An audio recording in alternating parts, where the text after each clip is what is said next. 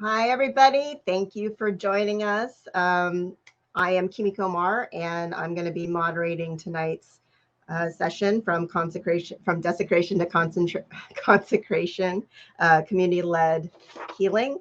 I just want to give a little bit of a background in case anyone is tuning in and doesn't really know the story of James Wakasa and what happened with his monument. So James Wakasa was a bachelor in his 60s, and he was incarcerated at Topaz. He was walking near the fence one day in 1943, and one of the guards shot and killed him. And the Issei of the camp, some group of Issei, wanted to build a monument on the site of where he had been murdered. And once they did that, they were told by the camp administration that they needed to destroy it.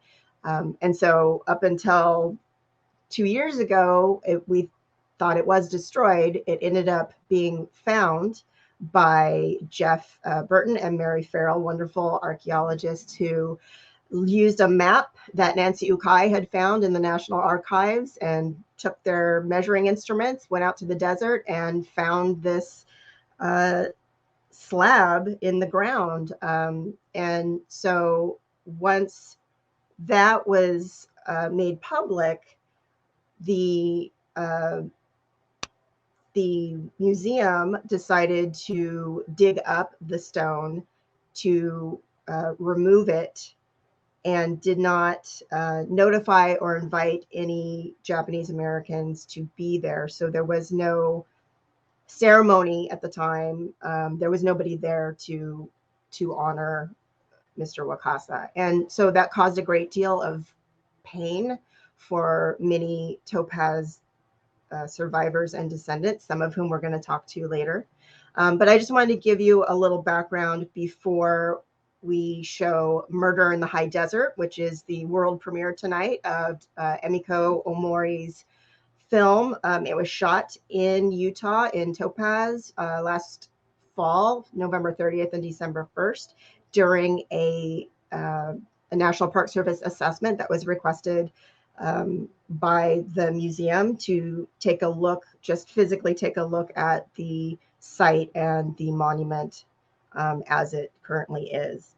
And I also just want to say that the emotions and the words that are used in this video are a a raw emotion expression of grief, anger, helplessness, and hopefully a little bit of healing from these descendants and survivors of Topaz. So I just want to make sure that people understand that um, this was, it was important to get out these emotions to be able to start to heal from that. And also, they had a nice ceremony that included both Oshoko with a Buddhist minister, and there was a paper cross there because Mr. Wakasa was actually Christian, made with paper flowers. And the paper flowers and the cross were made by two descendants. Well, one survivor and one descendant of Topaz. So it was very meaningful for the people that were there. And I'm hoping for you all as well.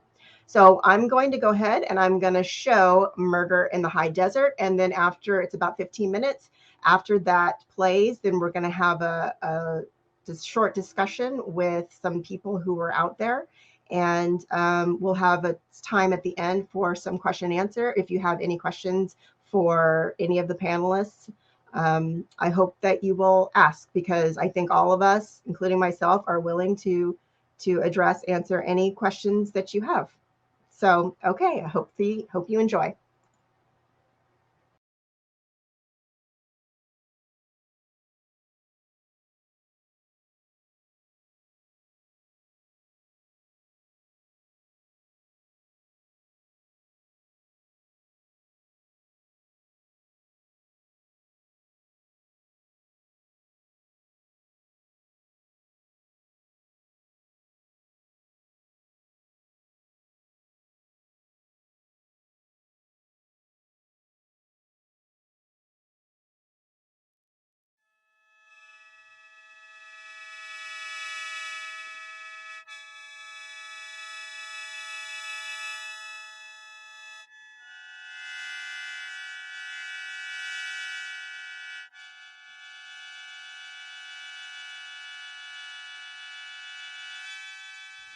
We are here today to mourn the murder of James Wakasa, and we are here to rejoice at the discovery of the memorial stone. We are here because the stone which our grandfathers buried was shoveled up and dragged away by the Topaz Museum. We are here today to share our outrage and to offer our support to all Japanese who have suffered this insult. The 1,000-pound stone is concrete evidence of the injustice and the daily threat of wanton murder our families faced every day. They were confined at Topaz and other concentration camps.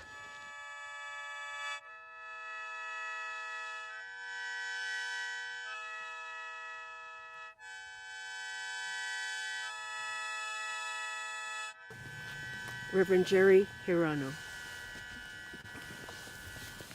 Good morning, everyone. We'll begin with sutra chanting, and then for those who would like, please come around to this side for oshoko, or incense burning. Namandavats.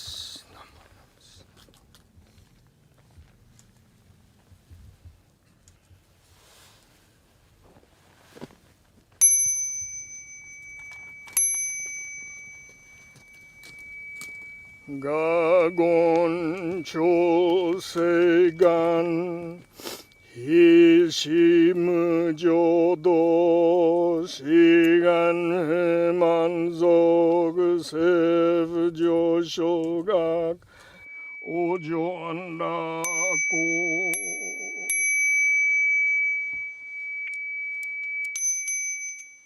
Namandavats.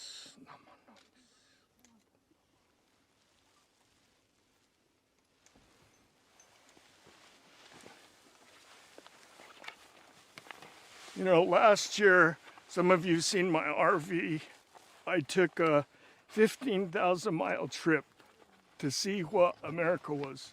So I visited all 48 states, and I had a similar service like this at significant places. I started at the Wakamatsu Tea and Silk Colony in Sacramento, moved through California, went to Minidoka, went to Heart Mountain, went to the site of, in honor of Breonna Taylor, went to Black Wall Street, and various of these places just to remember and hold a service, because here in America, diversity should be the foundation.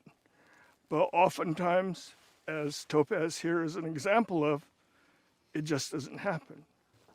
I know that Mr. Wakasa was a Christian, but I hope that this small religious service encompasses all of us, Buddhist, Christian, atheist, to try to come together in what America should be and could be like. So thank you all for joining us this morning.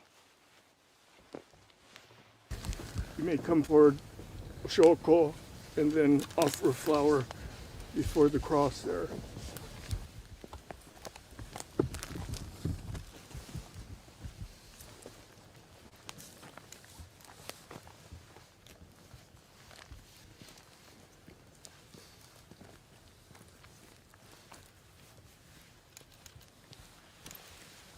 We lived in Topaz for all of 1943.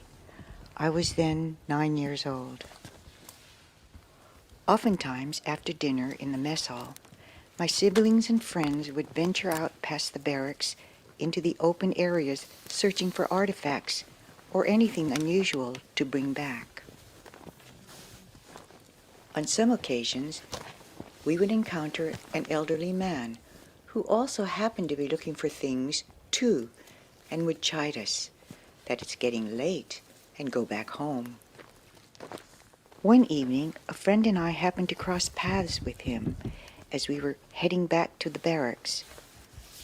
Suddenly, we heard a series of pop, pop, like firecrackers behind us, and we just ran as fast as we could never looking back. My mother took me to the funeral service, and seeing Mr. Wakasa lying in the casket and the singing of the hymn Rock of Ages had haunted me for years. Bad memories are hard to erase.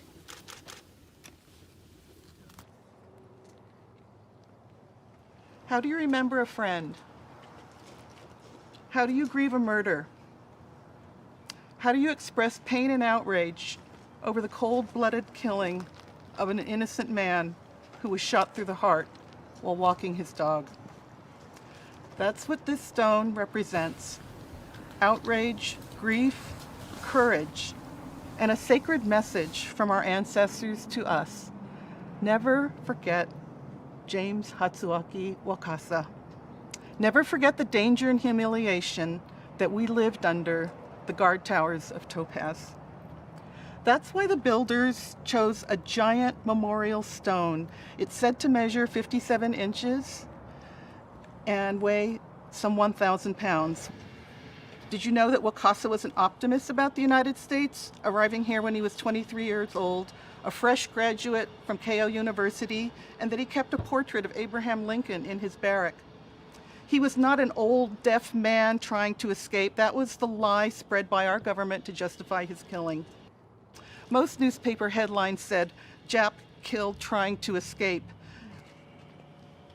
One Pennsylvania newspaper may have gotten closer to the truth. Its headline was, "Target Practice."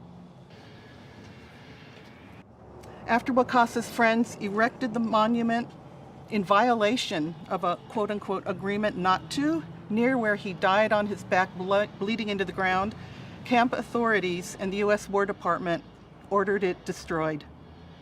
But our defiant Issei builders didn't destroy it, they buried it. And they left a small part of it showing so that future generations, so that we could find it. It's a miracle, and we're so grateful to the archaeologists who did that. We are outraged that, in the words of Karen Korematsu, our sacred ground was violently assaulted and the monument shoveled out and hauled here on a pallet by a local worker who was pulled off his job cleaning garbage from another part of the camp to drag the stone out of its resting place. And that's why we traveled 800 miles from California today in the footsteps of our parents and grandparents. We'd like to know more about this stone. We know that even though the museum was advised by 3 archaeologists that it was working with to keep it in the ground, that it was removed. No archaeologists were present to survey the landscape and record the conditions of a crime scene whose exact location had not been known for 78 years. Professionals were denied the ability to look for traces of writing, to analyze the orientation of the stone while it was still in the ground, to look for artifacts. Important information was lost forever. And Japanese Americans, whose history this museum is dedicated to preserve, were not told about this historic event until after it was over. So this stone represents not only the most sacred object ever found at Topaz, but historians are calling this memorial the most significant historical artifact of all the U.S. World War II concentration camps. That makes the Wakasa Monument a national monument, a symbol of racial violence, justice denied, and the literal burying of history. The memorial stone was mounted on a cement base and erected as a memorial to him. Thousands attended his funeral. When the government heard about it, they commanded that the stone be destroyed. But the stalwart inmates buried it instead, right here. One of them drew a diagram of the burial site, and almost 80 years later, the map was discovered by Nancy Ukai while doing research in Washington, D.C. Nancy published her story on an online site where 2 archaeologists read it, saw the map, and decided to look for it. drove on their own time to Topaz here, and following the diagram discovered what they thought to be the tip of a stone peeking out from the desert floor. This desert floor. They photographed and made a 5-part article about it with photos, and here we are today. We thank you all for being here with us. Especially, we thank the Topaz Museum for cooperating with this assessment. Most of all, we thank our friends and families for having left us this evidence.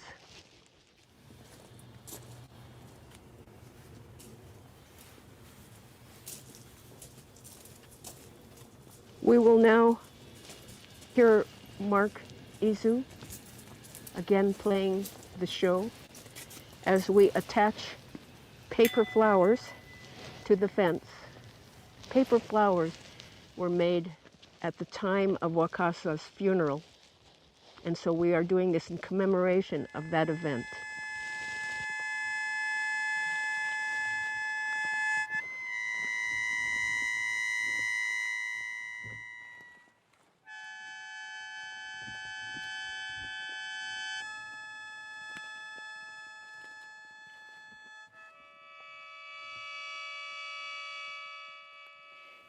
It was shortly after Mr. Wakasa was shot that incarcerees started to see the Hinotama, fireball, a luminous white ball 200 to 300 feet in the air in what appeared to be the general direction of where Mr. Wakasa had died.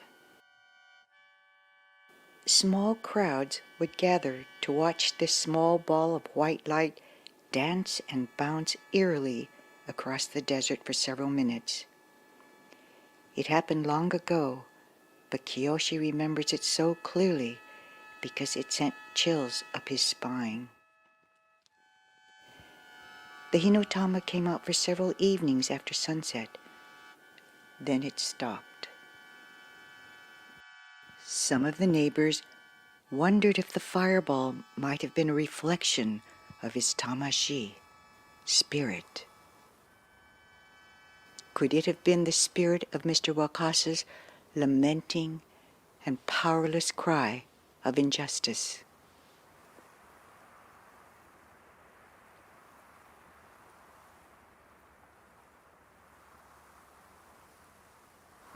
Mr. Wakasa was a neighbor of our family in Block 36. I was there when he was murdered by a U.S. Army Guard, April 11, 1943. The actual spot of his death was kept unknown from us all these almost 80 years. I am deeply offended. We Americans of Japanese ancestry were denied the opportunity to witness, have input, and offer incense in the resurrection of Mr. Wakasa's sacred gravesite. My emotions are raw with pain and regret. We were voiceless then. We protested in silence then, but today no more. I stand arm in arm with those still alive and for those long departed who too loved and honored Mr. James H. Wakasa.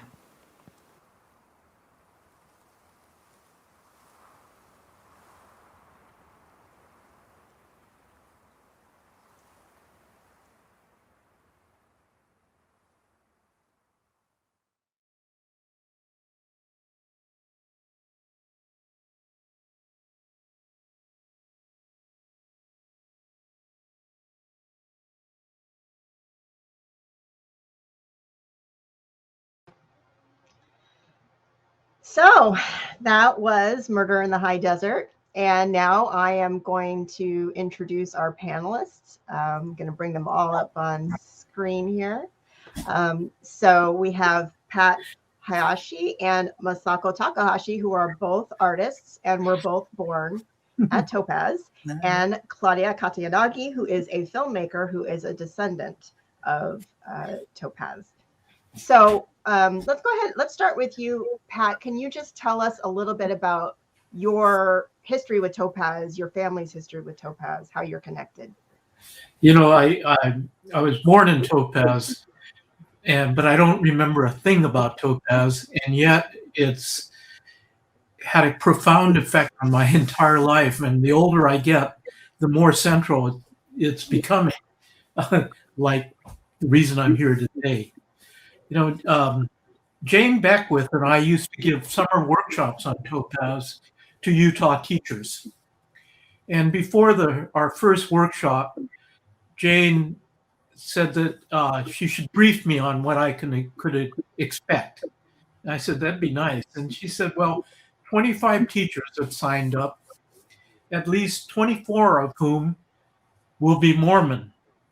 And I said, so what can I expect? And Jane said, this means that they'll have a keen interest in Utah history. They'll take very careful notes of everything you say. They'll ask very good questions. And they will always be attentive and respectful and polite. And I said, well, they sound like the perfect students, so let me give them a special welcome. When I opened the program, I said that I had wonderful news to share with them. I said that a team of religious anthropologists from BYU had concluded that Jesus Christ was Japanese. Now, they greeted this news with a quiet apprehension.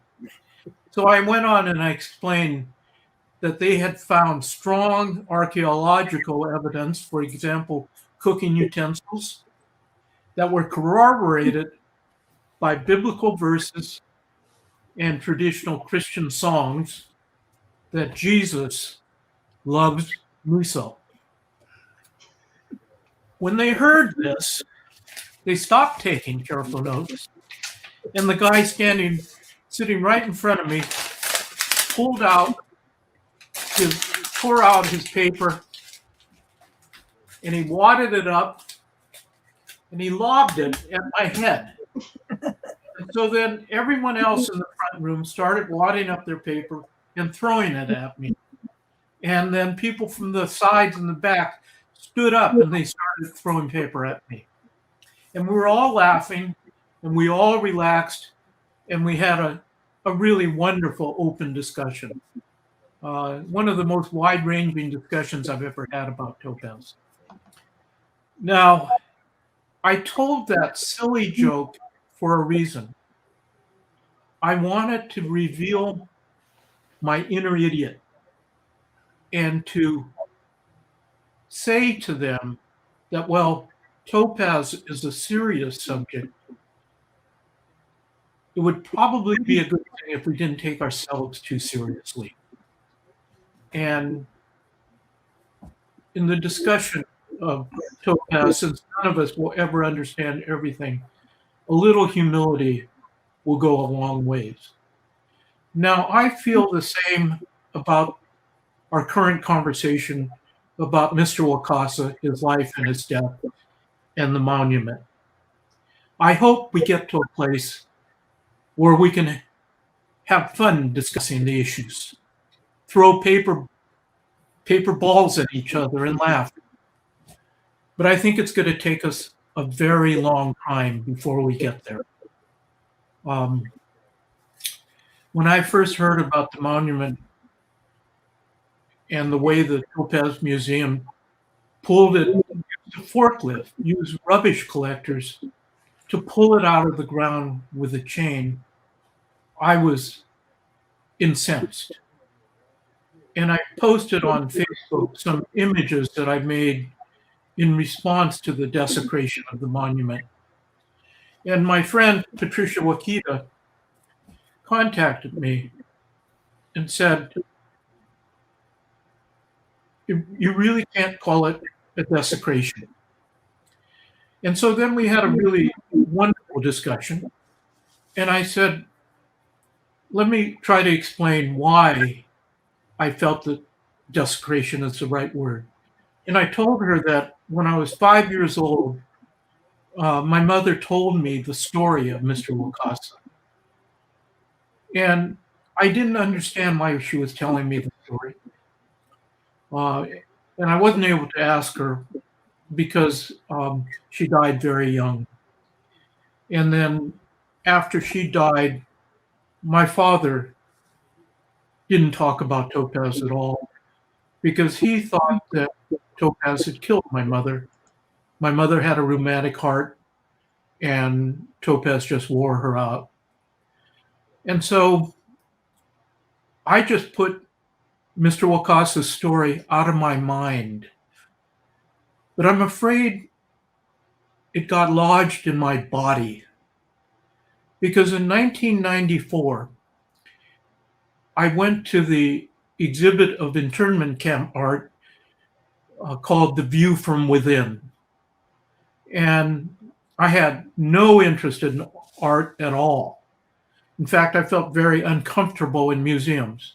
I didn't feel like I belonged there. I didn't know what to do. I didn't know if you could talk or not talk, or if there was a certain way you should move. But there I felt quite comfortable because the museum, San Jose Museum, was filled with Nisei. So I went in and I was walking around, and the first scene that I saw was a landscape. I think it was a remembered landscape of the Sacramento Delta. And when I saw it, I started to choke up. I don't know why, but because I'd never responded to art of any kind.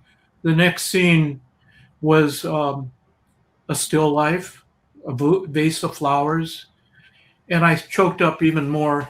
And then as I walked, I turned a corner, and there was a small brush painting done by the brilliant artist Giora Obata of Mr. Wakasa falling over after he'd been shot through the heart.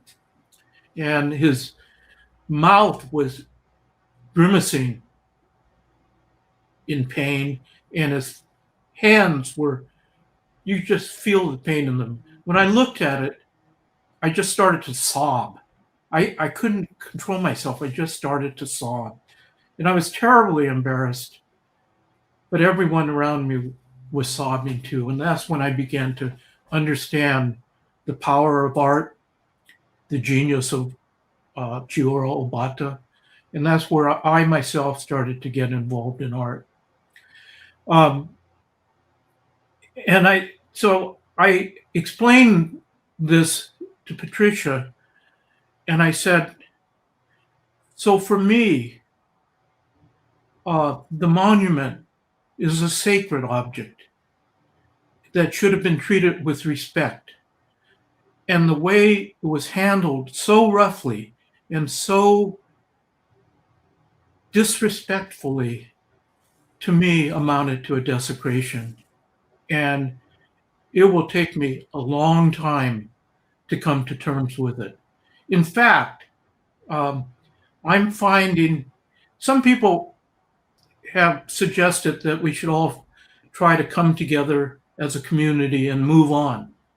I'm not ready to move on. There's still a lot of pain that's surfacing and that I didn't even know was there, but it's coming out. And frankly, I just want to be alone with the pain for a while and to talk to people about it and to see what it means. It's already given me a much deeper love for my mother. I now realize that she told me the story because she wanted to prepare me for life in a racist society. And I understand now the silence of my father. I think he was just beset with grief, and he became quiet so that he could take care of me, my two brothers, and my sister, and his grandmother, and his grandfather, and his younger brother. So his silence was his way of staying sane and strong. So I think we're going to have a lot of long, difficult conversations before we can come together as a community and heal together. Thank you. Thank you for sharing that, Pat. So let's go to Masako next. So Masako, would you like to share with us your connection and your family's connection to Topaz? Hi, can you hear me? Mhm. Okay, I was born in Topaz. My brother was born there. My mother and father were incarcerated there. My aunt, my mother's sister was there. My uncle, the man my aunt married and who was conscripted into the 442nd out of Topaz, and my grandfather and grandmother on my mother's side were all in Topaz. And the Takahashi Foundation is the one that we offered to fund. I think it was in the film, but I want to repeat it because I want to be clear that we offered to fund a ceremonious excavation with archaeologists that could be videoed and shared with the entire community historically. I mean, into the future, and that was refused in favor of the trash removal people who had already been planned to dig it up and drag it away. And so when I got the email from Jane Beckwith, the director of the Topaz Museum, that she had had them haul it away that morning and only 2 pieces fell off, I felt like a slap in the face. Because we had been donors to the museum since when it was just an idea in the 90s for a museum. Now it's a beautiful building and a nice museum, nice looking museum, where we trust them to take care of our precious heirlooms, where we and other Japanese Americans have sent all of the most precious memories, like the baby clothes our grandmothers handmade, the little stools and chairs and pieces of furniture that were crafted out of salvaged wood, and many of the little toys that we played with, and the little jewelry, the precious jewelry that was made out of shells and tiny bits of stone that were just found around the camp. We and other Japanese Americans donated because we trusted the Topaz Museum to take care, like a museum, of these memories, and we didn't want our history lost.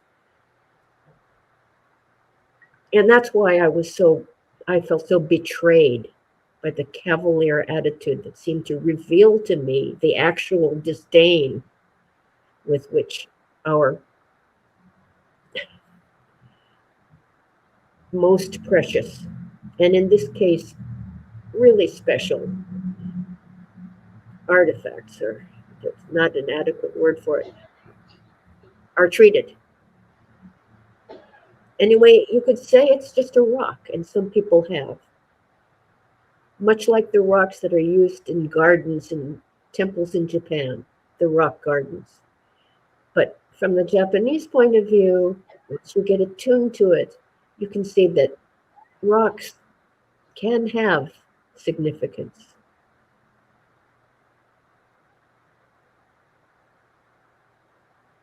In the case of the Wakasa stone, the momentous feat of erecting the 1,000-pound, 5-foot rock on a cement base in that desert was an act of courage, of resistance, and reverence. I think there may be a lot of people in the audience who just want us to not be upset, to just, well, it's been done, why make such a fuss? But I reverberate within from my now triggered anguish for the treatment of my parents and my fellow Japanese Americans. It's words keep welling up, feelings keep welling up. It's hard to express. I think I'm not as articulate as Patrick. I think There are other supporters of the museum, like I was until this happened, and but I want them to understand. I want everyone to understand that what I want is to have a good museum too. We we want our history told. We do not want our country to repeat this kind of mistake again. It was not just a relocation, it was an injustice. So I, sorry for taking so long, but nowadays it might seem exaggerated to say that this man was killed just out walking his dog for no reason, but in fact, nowadays in 2022 in San Francisco, where I am, it is again a violent place to be if you are just walking down the street being Asian. And I feel for people of all colors in this country right now who are walking down the street not being white. It's a very tense period, and I think it's no wonder that this subject is of such large, broad interest right now. And I think the Topaz Museum itself, by the way, I, I, I, I think they're run by a very well-meaning group. They're retired volunteers, and I hope that there's some sort of succession plan. Uh, I wonder if there is. I personally, just speaking for myself, I'd like to see the Wakasa Memorial Stone installed in a place that has more professional staff trained, like the Japanese American National Museum in Los Angeles, which is a national museum under the auspices of the Smithsonian Museum, and that the camp could be under the auspices of the National Park Service, which has a large budget to pay staff and to pay archaeologists to do proper studies and maintenance and curatorial conservations of these kinds of things. In fact, I hope that anybody watching this tonight and has ideas or thoughts or comments will do so at the wakasamemorial.org site. I think this is a chance for everybody to speak up and maybe have a town hall about the subject and come together. And it's a shame that, at least in San Francisco, our whole neighborhood of Japantown was torn down, was ripped away, 35 square blocks. This is where I grew up and no longer live. When in those days, if we still had a Japantown, we'd all be talking about this every day, I'm sure. We'd be coming to some kind of closure and harmony, which we badly need. And so I think I agree with Patrick. It's very hard to just cruise on by the, oh, well, it's like, oh, well, we were spat on, so what? I don't think it's so what. Anyway. Thank you for sharing, Masako. Okay, Claudia. Claudia is a Yonsei like myself and a descendant. And Claudia, do you want to tell us about your connection to Topaz? Well, as a descendant, my parents were all at Topaz. And, I've been to Topaz before on a pilgrimage. I have, I've walked the site. And it's when I heard people say when you've been on a pilgrimage, it's transformative. It changes your life. When you actually walk the grounds that, these thousands of people lived there for 3.5, 4, whatever years, it's just so moving. It's just, it brings tears to your eyes, and because you feel the pain. You understand. My grandparents lost their business. They were in the florist business. My grandmother was an ikebanaist. And, to realize that they were just dumped here on this piece of, godforsaken land, this dry desert, this dry caked earth that you see behind these pictures. Yes, that was there. And you go, oh my God, but I went there in December as to film this process of the consecration. And as a filmmaker, you try to be as objective as you can. You want to hear both sides of a story. And that was my intention in going there to try to make a film. I gave Jane Beckwith the opportunity to be interviewed for this film, and she um, declined, shall we say. But when I was there, I have to say, when we went through, I mean, I feel honored to actually have seen the stone with my own eyes. I feel, wow, yes, it is just a stone to some people, but to me, it's a symbol of of resistance, of the pain that we all, they all our family suffered there. So it's not just, oh, a stone, but be treated in the way that it was. And even after Masako's foundation offered to help do this in a professional archaeological manner, to have disregarded that request, it just felt like another slap in the face to all of us again. It's just like, no, we're going to do it our way. And so it's just painful. And as we were doing the Buddhist, the Oshako, the incense, my grandfather helped found a Buddhist church in Berkeley, and all those memories, always come to mind when I realize that those Buddhist ceremonies have meaning. It just affects you. And then putting the flowers on the fence, even though I was wearing my mixer and my boom, I somehow put a flower on the fence. And again, as my grandparents had a florist business, the flowers just brought tears to my eyes. That they were denied. I mean, you couldn't even grow flowers out in that desert.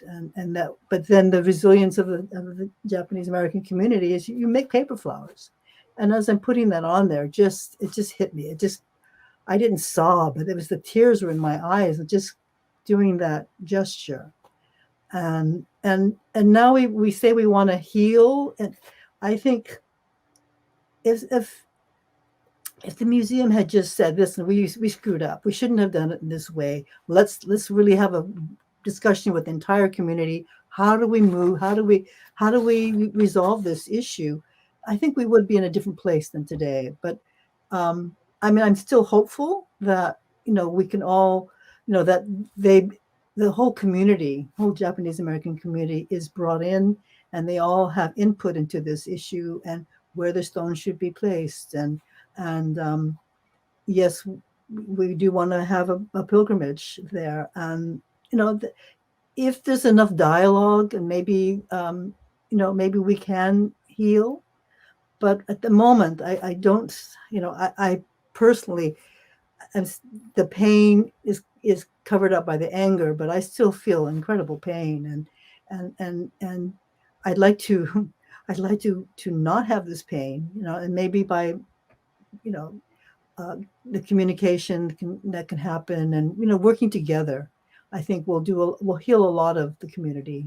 So that's my hope. Thank you. Thank you, Claudia.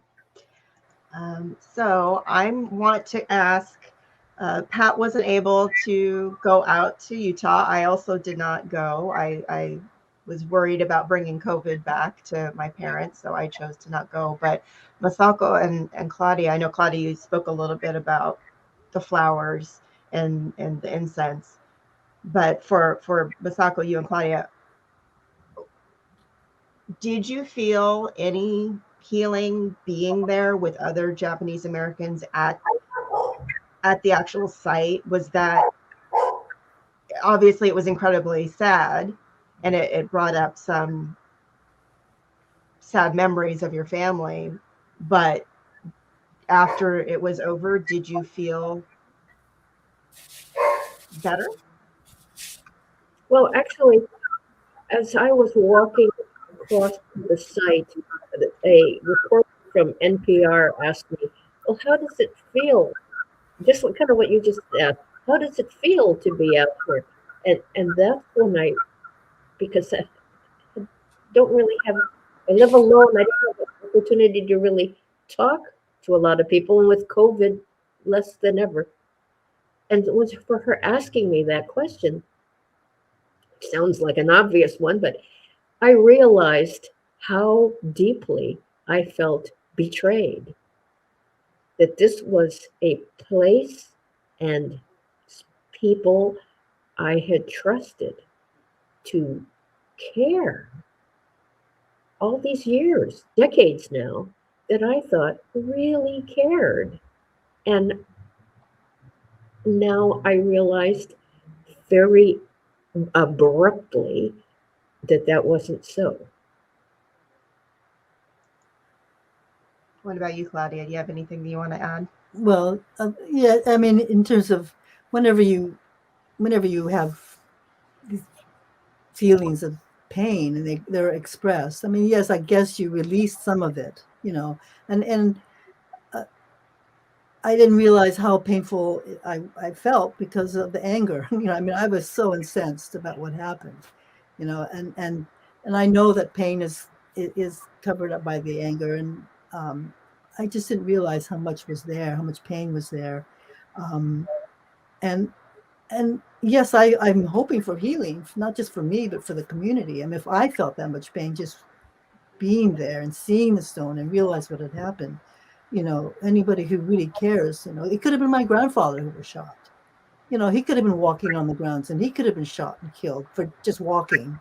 It's just like, come on. And then to be treated, then to have they try to have a I don't know, memorial stone for them. And then for the stone with it. I mean, I'm glad that they buried it. It's like another form of resistance to this, these forces. And if people thought about it, if it was their grandfather who had been shot and killed, and a monument was covered in the same way, how would they feel? They wouldn't feel it as just a stone. So to me, it's the symbol of the stone is got national recognition. I mean, it's has national importance because of the desecration that's happened on so many other communities,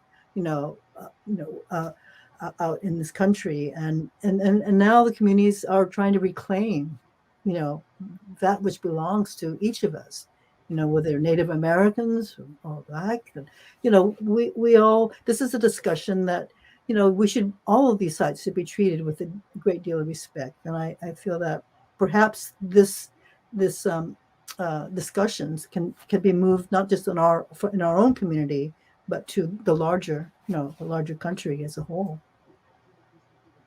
So I agree.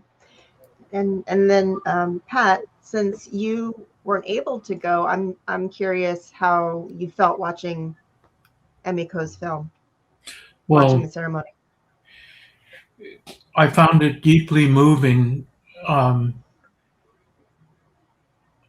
I haven't felt any healing in my heart, but I have been grateful for the closeness, the solidarity I'm experiencing with others who are struggling with the same feelings. And it's not just solidarity, it's actually the beginning of deep friendships. And I appreciate that very, very much. I also am deeply appreciative of non-Nikkei allies that I'm learning about.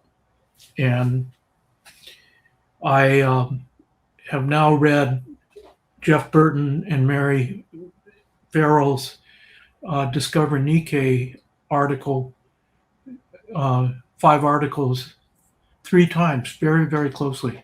And each time I read them, I get something more out of them.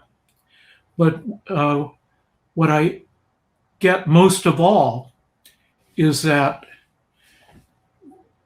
their journey to Topaz, when Jeff was recovering from surgery and chemotherapy, and their careful tracking down of the monument and discovery of the monument, and then the beautiful way they wrote it up.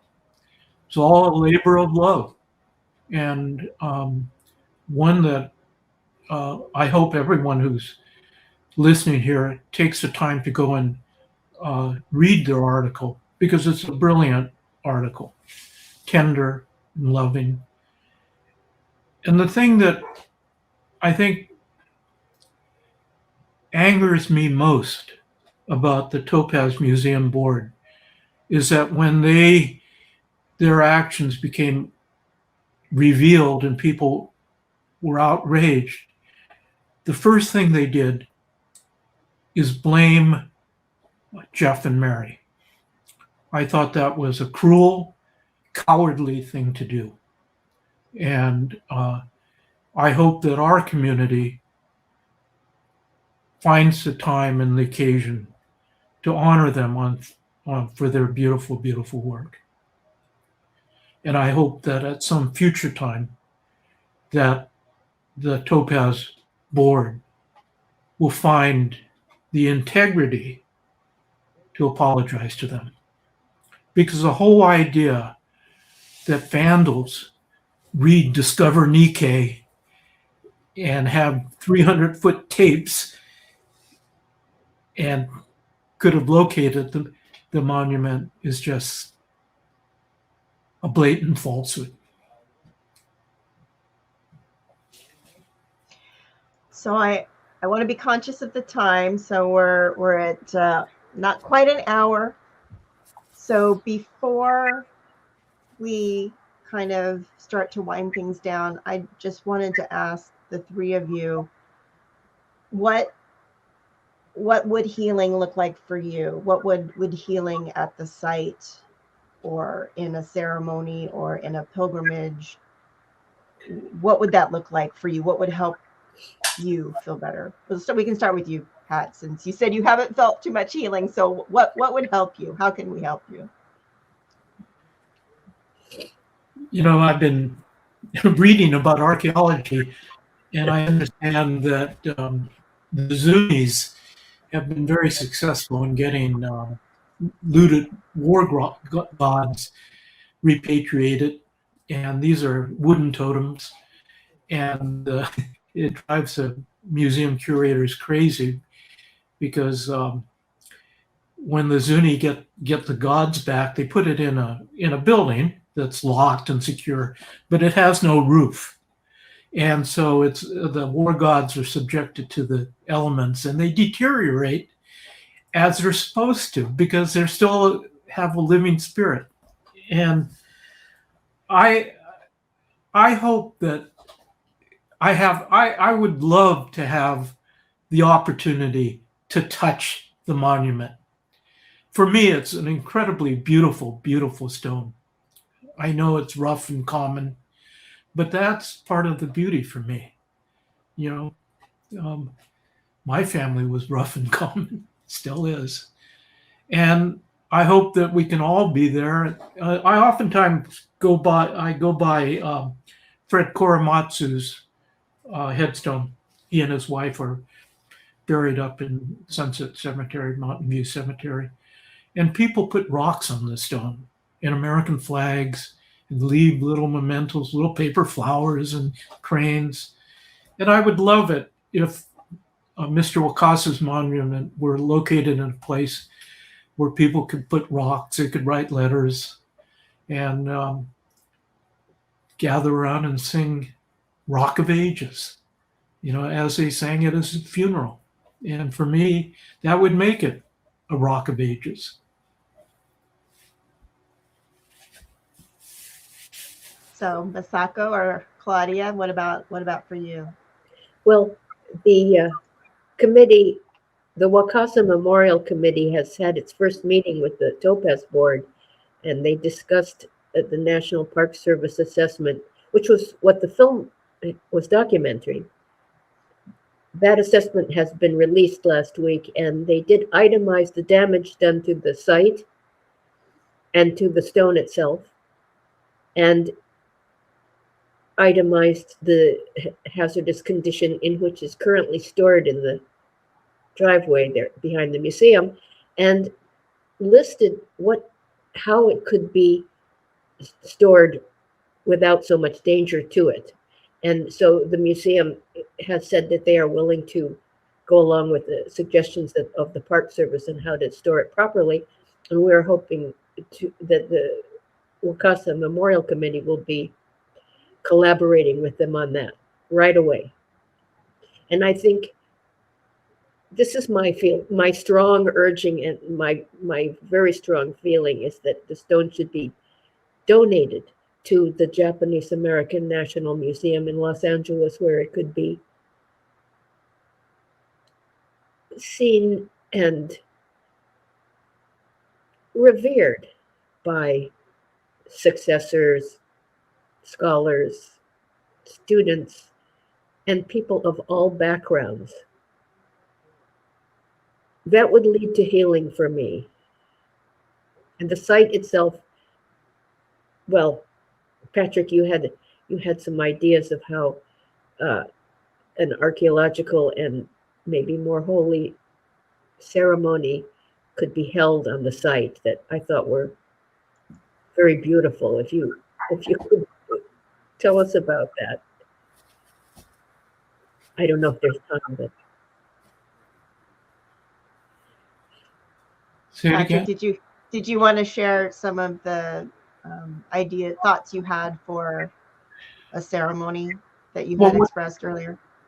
for me, part of the real tragedy of the handling of the stone is that, I looked at the archaeological program that Jeff Burton has created for Manzanar, and I imagined that with funding from the Takahashi Foundation, that we could have had a month-long, a dig that lasted several months, where the entire site was gridded, as archaeologists do, and then gradually remove the soil and examine the soil 10 centimeters at a time, photographing and drawing every step of the way, and that people from all over the country, all over the world would come and participate. The residents of Delta could have helped, students could have helped. We could have had students from all over the country come and work together. It would be multi-generational. I would have gone, and and we could have set up big tents and eaten together, and we could have created a sound booth so we could collect oral histories at the time. We could have had spoken word poets talk about this.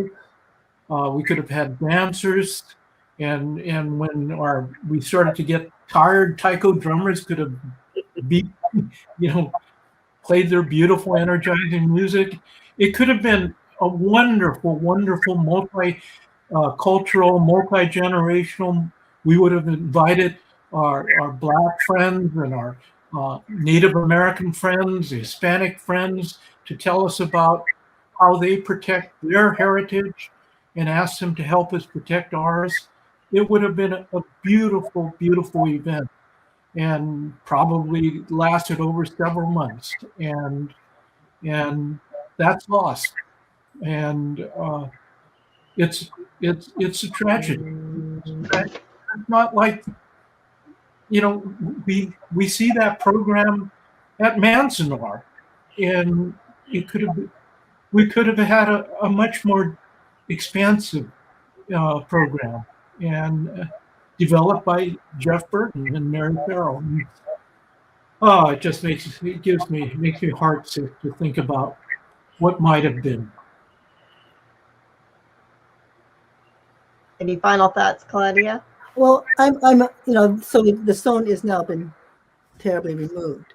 I mean, I would like at least the museum work in collaboration, hopefully with the Wakasa Committee, but certainly to have archaeologists handle the stone now, not to just say, "Oh, we're gonna just pick it up and put it on." No, it's been cracked. Other pieces can fall off if it's not handled properly. I want the stone to be handled properly by archaeologists there on site. And we know that there were some remnants of a glass that was recovered off the site that Nancy Yukai discovered could have been part of a vase that held flowers at the site. And so I'd like the site to be dealt with carefully, with archaeological care, and not just like, oh well, it happened, let's just dig it up. No, we want that site is it's just so painful when you see it, to see it, the state that it's in now. It's just, and you see the pictures of them having dragged it out. What could it? There could be could be riding on the other side, but we may never know because it might have been scratched off from the way they moved it. But I just want the stone to be dealt with, with proper care. And yes, let's involve the whole community. Let's everyone have a say in maybe where it goes. But I certainly want it to be dealt with, by experts, and not just somebody who says, "Oh, I'll just pick it up and we'll put it on." No, I want expert. I want it to be in expert hands, and and yes, we can have a pilgrimage, in the future, and the anniversary in 23, and let's yes, maybe, but maybe then, if things have been dealt with properly, with other voices in the community having a say, then I think we can heal from this. I mean, I don't like to have, I don't like to be part of a conflict. I would like there to be healing, as I think most people do.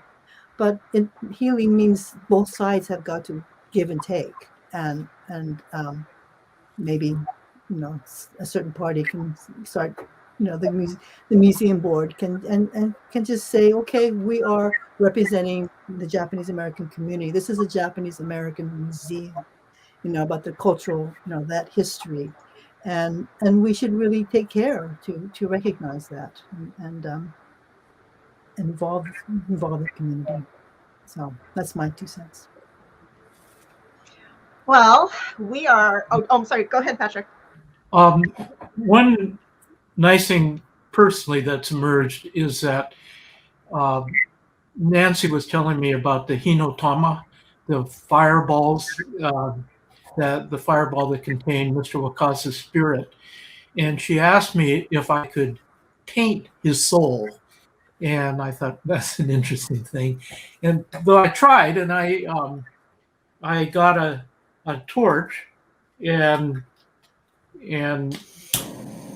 and I used this torch to paint with melted beeswax, and I used the torch as my paintbrush, and I'm framing these in these little floating frames. And if anyone would like one of these hinotama, please let me know, and I will send it to you as a gift. And I would, and it makes me feel connected with people over this. So please. Pat, there's like over 100 people watching right now. I have lots of things. A lot of they're fun to make. Okay. Well, you might get 100 orders, so I guess you better, That would make me very happy.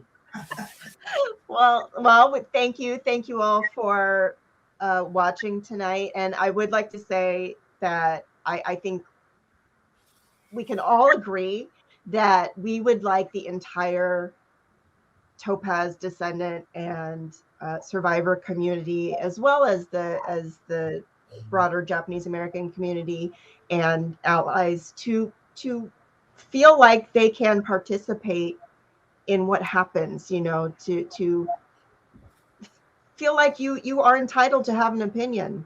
I think that that's something for me personally that has felt like I've been told, no, you cannot, and you can.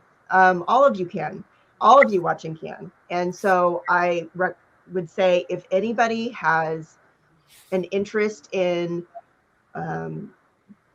doing something for a ceremony, or if you want to, even if you want to complain, we will take monku. We get it already, so we will take it. So you can email us at let's see, the email address is Wakasa Memorial, WAKASA Memorial @gmail.com. Send us anything. It doesn't have to be a fan letter. If you're upset by something as well, please contact us directly, because that's who we are. We just wanted to deal with these issues directly, and we're willing to have a conversation with anybody. So again, thank you all. Thank you, panelists, for sharing and for being willing to be very vulnerable with your feelings. I know that's not something that's typically a fun thing to do, especially in our community. So I really do appreciate you, and I appreciate all of you that took the time to tune in. And as we all know, 2 days from now is the Day of Remembrance. So I hope that everybody is planning on watching tons of programming or going to see lots of films or going to events this weekend.